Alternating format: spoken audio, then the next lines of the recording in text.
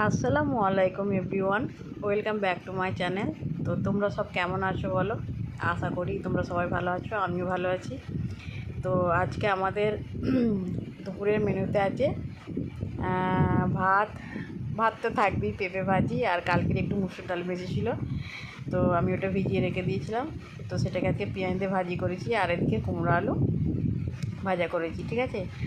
আর অনেক কদিন হয়ে গেল পটল আলুর তরকারি খাওয়া হয়নি, তাই ভাবলাম যে আজকে একটু পটল আলুর তরকারি করি। পটল আলুর তরকারি খেতে ভালো লাগে, আর যদি বড় আলু হয় তো সুন্দর করে রান্না করলে বেশ ভালোই মজা লাগে খেতে। তো দেখো এখানে আমি একদম লাল লাল করে ঝোল করে ফেলেছি। তো খুব টেস্টি হয়েছিল পটল আলুর তরকারিটা, এই ছিল। আর তার সাথে ছিল কালকের এক পিস মাছ বেঁচেছিলো, তো আমি সেই মাছটা আমাদের ভাতের পাশে নিয়ে নিলাম, আর লেবু আর শসা। তো আজকে দুপুরে আমরা এই দিয়ে খাওয়া দাওয়া করেছি। তো তোমাদের কেমন লেগেছে অবশ্যই কমেন্টে জানিও। দেখা হবে নেক্সট ভিডিও।